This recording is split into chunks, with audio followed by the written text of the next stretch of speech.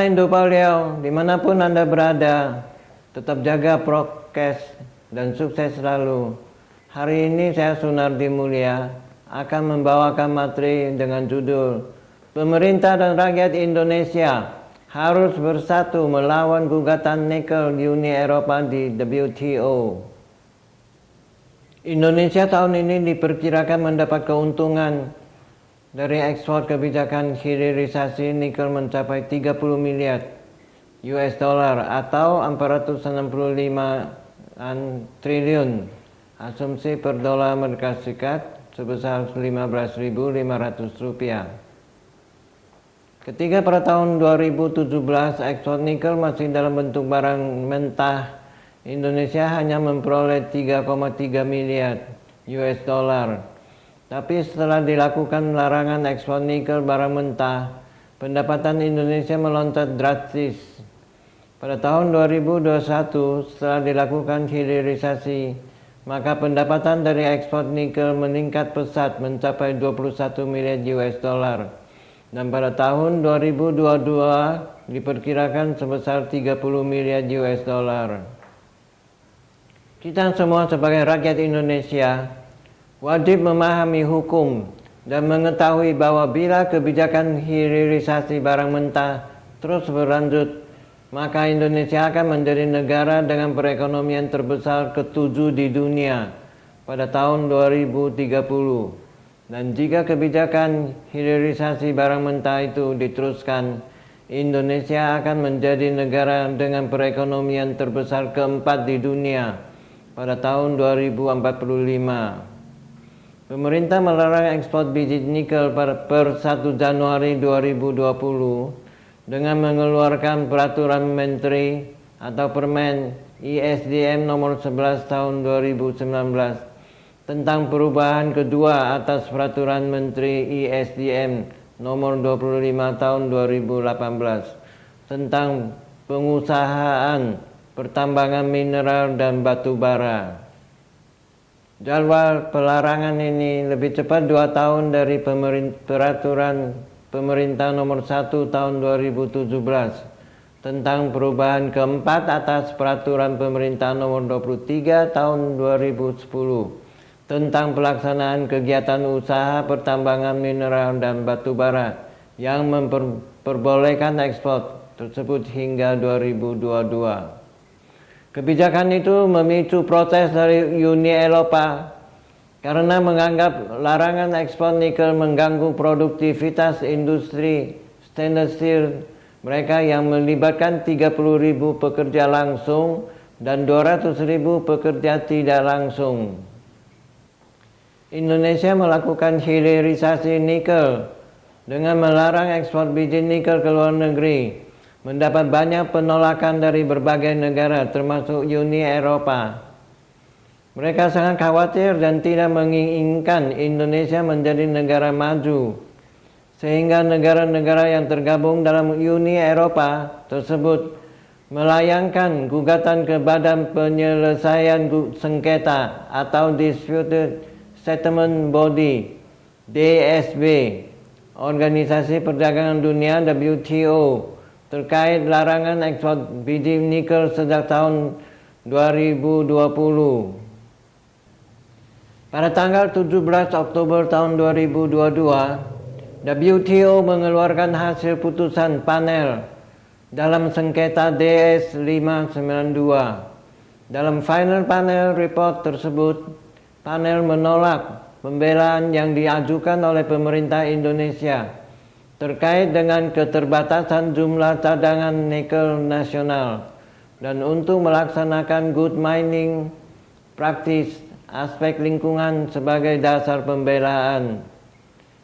Isi putusan panel adalah sebagai berikut: memutuskan bahwa kebijakan ekspor dan kebijakan pengelolaan dan pemurnian mineral nikel di Indonesia terbukti melarang ketentuan WTO pasal X11 GATT 1994 dan tidak dapat dijustifikasi dengan pasal X12A dan XXD GATT 1994. Beberapa regulasi atau peraturan perundang-undangan di Indonesia yang dinilai melanggar ketentuan WTO yaitu: pertama, Undang-Undang Nomor 4 Tahun 2009 tentang pertambangan mineral dan batu bara, Undang-Undang Minerba. Kedua, Peraturan Menteri ISDM Nomor 11 Tahun 2019 tentang perubahan kedua atas Peraturan Menteri Energi dan Sumber Daya Mineral Nomor 25 Tahun 2018 tentang pengusahaan pertambangan mineral dan batu bara. Ketiga, Peraturan Menteri Perdagangan Nomor 96 Tahun 2019 tentang ketentuan ekspor produk pertambangan hasil pengelolaan dan pemurnian. Keempat, Peraturan Menteri ISDM Nomor 7 Tahun 2020 tentang tata cara pemberian wilayah, perizinan dan pelaporan pada kegiatan usaha pertambangan mineral dan batu bara. Final report akan didistribusikan kepada anggota WTO lainnya pada tanggal 30 November 2022 dan akan dimasukkan ke dalam agenda DSB pada tanggal 20 Desember 2022. Menyikapi hasil panel tersebut, pemerintah Indonesia akan mengajukan banding karena berpandangan keputusan panel belum memiliki kekuatan hukum yang tetap. Dengan demikian, Indonesia tidak perlu mengubah peraturan atau bahkan mencabut kebijakan yang dianggap tidak sesuai sebelum keputusan sengketa diadopsi Dispute Settlement Body atau DSB.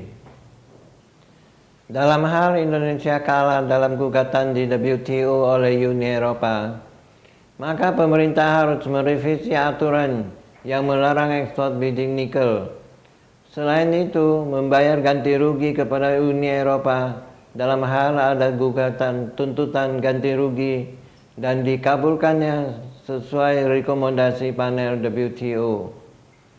Untuk menyikapi keputusan WTO tertanggal 17 Oktober 2022, hasil putusan panel dalam sengketa DS 592, pemerintah Indonesia sudah menyiapkan instrumen pengganti agar pendapatan negara dari komoditas nikel bisa tetap diandalkan, yaitu penerapan pajak ekspor.